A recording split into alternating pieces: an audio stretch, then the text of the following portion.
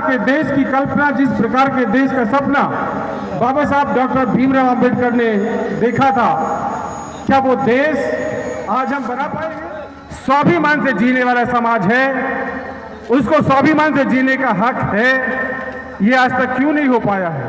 आपको समझना पड़ेगा कि ये वोट आपको इसलिए दिलवाई थी कि आप इस देश की शासन सत्ता पर काबिज होकर अपने समाज को सम्मान दिलाने का काम कर सकेंगे।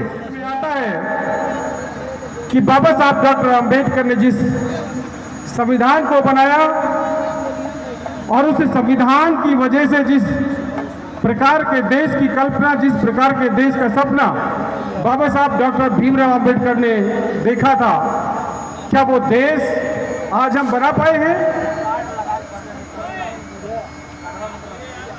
तो मैं आपसे निवेदन करना चाहता हूं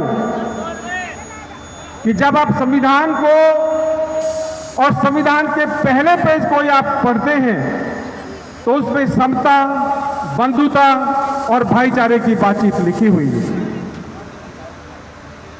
मैं आपसे सवाल करना चाहता हूं मेरे दोस्तों, और ये सवाल निश्चित रूप से बनता है क्योंकि हम बाबा साहब डॉक्टर भीमराव अंबेडकर जी का जन्म दिवस मना रहे हैं। क्या हमको ये सवाल अपने आप से नहीं करना चाहिए कि जिस संविधान को बाबा साहब अंबेडकर ने लिखा और उसमें पहली प्रस्तावना में ये है कि यहाँ पर समता, समानता और मैत्री भाव का संचार होना चाहिए, भाई और भाई के अंदर प्यार होना चाहिए, पूरा देश एक सूत्र में समानता के आधार पर बनना चाहिए। क्या ये आज की डेट में आप देख पा रहे हैं? क्या ऐसा नहीं हो रहा है इस देश के अंदर कि एक वर्ग को मूंछ रखने पर उसको मार दिया जा रहा है? क्या हमारे को आज भी बराबर का सम्मान से जीने का हक हमको मिला हुआ है? क्या आज हम आर्थिक रूप से संपन्न और समान हो पाए हैं? इस पर सवाल करना, इस पर प्रश्न खड़े करना, ये हमारी और आपकी जिम्मेदारी है साथियों। और उस दिन, जिस दिन हम बाबा साहब का जन्मदिन मना रहे हैं, उस दिन तो हमें अपने आप से खास तौर से पूछना होगा कि क्या ऐसा हो पा रहा है, और यदि नहीं हो पा रहा तो उसके जिम्मेदार कौन है? दोस्तों, आपको सोचना पड़ेगा, आपको सवाल खड़े करने पड़ेंगे कि इस देश के अंदर दबे कुचले समाज के लिए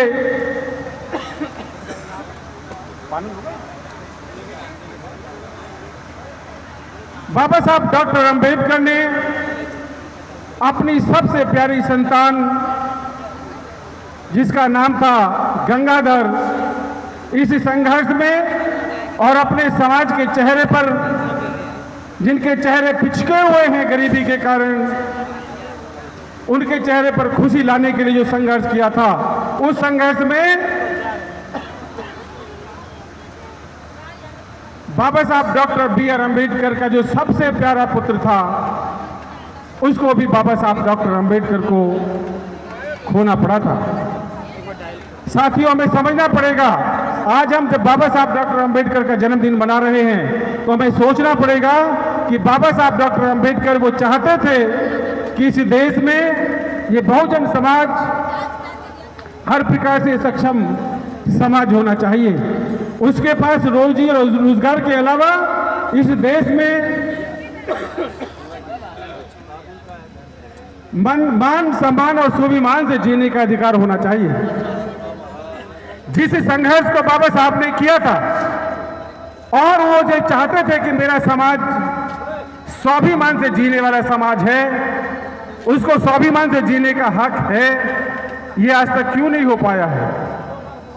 ये जब आप अपने आप से प्रश्न खड़ा करेंगे तो उसका उत्तर भी आपको निश्चित रूप से बाबा साहब के संघर्ष में दिखाई देगा। साथियों, बाबा साहब डॉक्टर बी.आर. अंबेडकर साहब अपने पूरे जीवन भर इस दबे कुचले समाज को उठाने में अपना लगा दिया उन्होंने। और आज मैं आपके सामने यदि बोल पा रहा हूं तो ये आवाज यदि किसी ने दी है तो बाबा साहब डॉक्टर भीमराव अंबेडकर साहब ने दी है। यदि ये कपड़े मैं पहन पा रहा हूं तो ये कपड़े मेरी अपनी वजह से नहीं, बल्कि ये वजह बाबा साहब डॉक्टर बी.आर. अंबेडकर साहब का वो संघर्ष है जिसकी वजह से हमारे को मान सम्मान से जीने का अधिकार उन्होंने दिया था। दोस्तों, क्या ये हमारी जिम्मेदारी नहीं है? क्योंकि हमारे को समझना पड़ेगा कि बाबा साहब डॉक्टर बी.आर. अंबेडकर हमारे बीच में आने वाले नहीं है। माननीय साहब काशीराम साहब भी हमारे बीच में आने वाले नहीं है। तो ये सब किसकी जिम्मेदारी है? ये आपकी और हमारी जिम्मेदारी है। और साथियों, इसका हल भी, इसका रास्ता भी वो आपको बताकर गए हैं। उस रास्ते को आपको चुनना पड़ेगा। बाबा साहब डॉक्टर अंबेडकर इसका रास्ता बहुत सरल शब्दों में आपके सामने बताकर गए हैं। और उन्होंने कहा था कि यदि आप अपनी पीढ़ी बनाना चाहते हैं और इस देश में मान सम्मान और स्वाभिमान का जीवन जीना चाहते हैं तो आपको इस देश की सत्ता की मास्टर चाबी अपने हाथ में लेनी होगी। और साथियों, उन्होंने ऐसे ही नहीं कहा था। आज मैं आपके सामने कुछ उदाहरण प्रस्तुत करके ये बताने की कोशिश करूंगा कि आखिर उन्होंने ये बात क्यों कही थी कि भाई सत्ता की वो मास्टर चाबी यदि आप अपने हाथ में ले लें तो निश्चित रूप से वो सभी तालों को खोला जा सकता है जिससे हम लोग मान सम्मान और स्वाभिमान का जीवन जी सकते हैं। इसको हम ऐसे समझ सकते हैं, इसको अब हम समझने का प्रयास करते हैं साथियों। और समझने के प्रयास में आज यहां मैं जिस बस्ती में अपने समाज के बीच में यहां पहुंचा हूं, आप लोगों ने मुझे सम्मान दिया, मुझे अपनी बात रखने का मौका दिया। मैं अपना आप सबका आभार व्यक्त करते हुए मैं ये भी कहना चाहता हूं साथियों कि सिर्फ और सिर्फ हम लोगों को बाबा साहब के रास्ते पर आगे बढ़कर ही हम अपनी दुख तकलीफों का निवारण कर सकते हैं।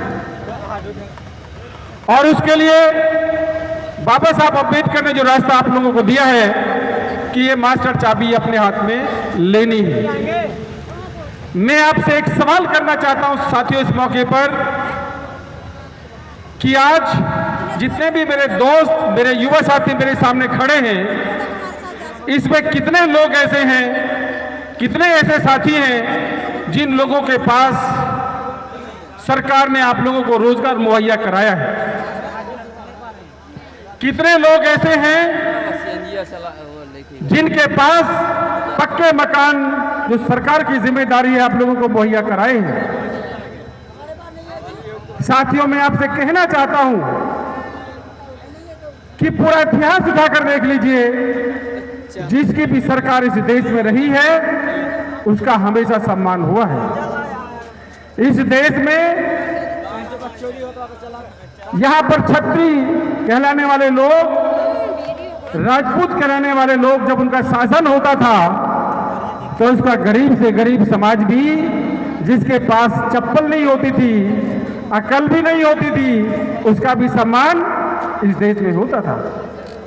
और जब इस देश में मुस्लिमों का शासन आया तो वहां पर एक गरीब मुसलमान का भी सम्मान होता था। आज साथियों, आप लोगों को अपने शासन को लाने की जरूरत है, क्योंकि यदि आपका शासन होगा तो निश्चित रूप से आपका भी सम्मान होगा और वहां किसी भी हमारे बेटे की मूंछें रखने पर उसका अपमान नहीं होगा। आज भी हमारे समाज के लोग दूर दराज के गांवों में चप्पल पहनकर नहीं निकल सकते। आज भी गरीब समाज के लोग घोड़ी पर बैठकर बारात नहीं निकाल सकते। ये किसको सोचना पड़ेगा? और जिस वोट का अधिकार आपको बाबा साहब ने अपना सब कुछ न्यौछावर करने के बाद, बड़े संघर्ष के बाद आपको दिलवाया, मालूम है इसकी क्या कीमत है?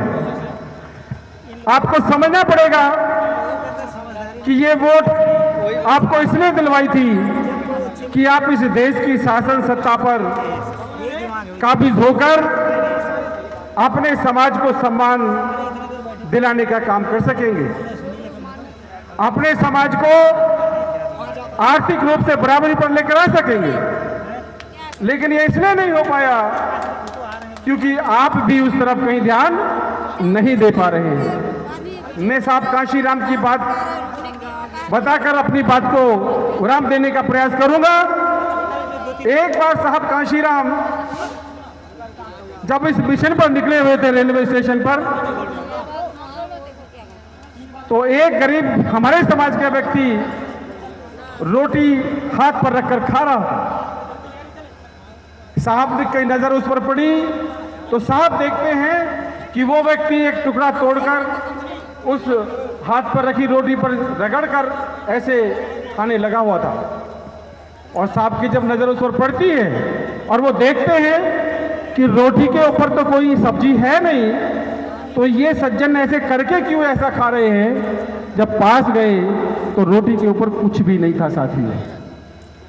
जब बाबा साहब ने पूछा कि भाई इस पर तो कुछ है नहीं, सॉरी कांशीराम साहब ने पूछा कि भाई तुम्हारी रोटी पर कुछ तो है नहीं, फिर तुम इसको रगड़ क्यों रहे हो। तो उसने कहा साहब गरीब हूं, सब्जी तो नहीं है, लेकिन मैं मन में ये सोचकर कि इस पर चटनी है तो मैं रगड़ रगड़ कर ये सोच करके चटनी है तो मैं खा रहा हूं। तो मालूम है साहब कांशीराम का क्या जवाब था।